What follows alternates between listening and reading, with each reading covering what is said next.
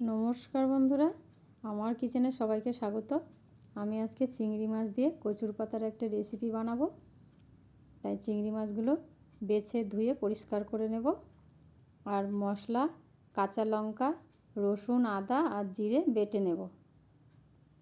এটা কিন্তু কাঁচা লঙ্কা দিয়েই ভালো লাগবে খেতে। এই দেখুন, কচুর পাতা নিয়েছি। কচুর পাতাগুলো নেব, ডাঁটা নেব না। নরম নরম পাতাগুলো নেব, ধুয়ে ভালো করে কেটে নেব। এই দেখুন, ধুয়ে ভালো করে কুচো কুচো করে কেটে নিয়েছি। এবার কড়াই বসিয়ে দিয়েছি। কড়াই কিন্তু আঁচটা কমানো আছে একদম। সরিষার তেল দিয়ে দিলাম কড়াইয়ে। তেলটা একটু বেশিই দিতে হবে। এটা কিন্তু সরিষার তেলেই ভালো লাগবে।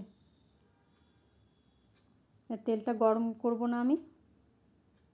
দিয়ে দেবো ছোটো সাইজের একটা পেঁয়াজ কুচি। এবার বেটে রাখা মশলাটা দিচ্ছি। আর দেবো পরিমাণ মতো হলুদ, স্বাদ মতো লবণ দেব। এবার কচুর পাতাটা দিয়ে দেবো।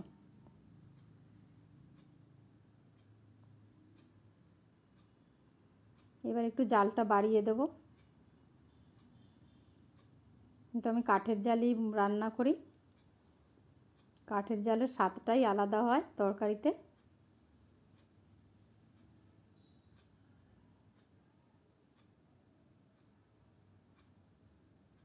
এবার নেড়ে চেড়ে নরম করে নেব পাতাটাকে।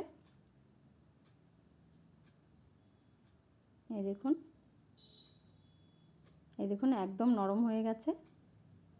মশলার সাথে সব কষানো হয়ে গেছে। এবার দিয়ে দেবো চিংড়ি মাছ।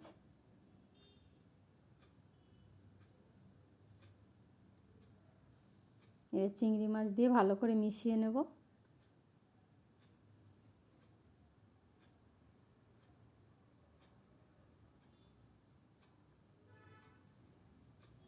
বন্ধুরা, ভিডিওটা যদি ভালো লাগে একটা লাইক করবেন, কমেন্ট শেয়ার করবেন, আর চ্যানেলটিকে একটা সাবস্ক্রাইব করে দেবেন। এই দেখুন, মশলার বাটিটা দিয়ে একটু জল দিয়ে দিচ্ছি। আর জল দেবো না, এই জলেই রান্না করব।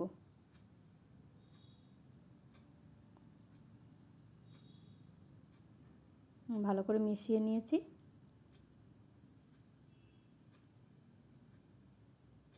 এবার 4 থেকে 5 মিনিটের মতন একটু ঢাকা দিয়ে দিচ্ছি।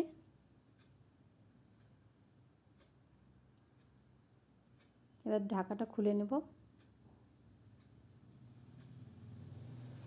এই দেখুন, কত সুন্দর কালার হয়েছে। দেখতে যেমন হয়েছে, খেতে কিন্তু ততটাই ভালো। এইভাবে আপনারা একদিন বানিয়ে দেখতে পারেন।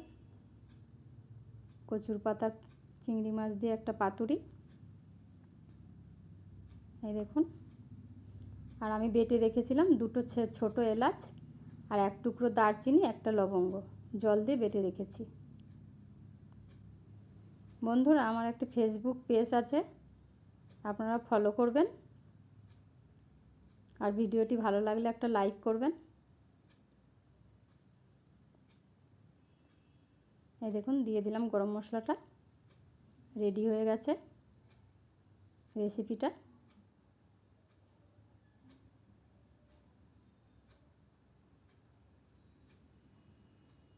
সবাই ভালো থাকবেন, সুস্থ থাকবেন। দেখা হবে আবার পরবর্তী ভিডিওয়। ধন্যবাদ।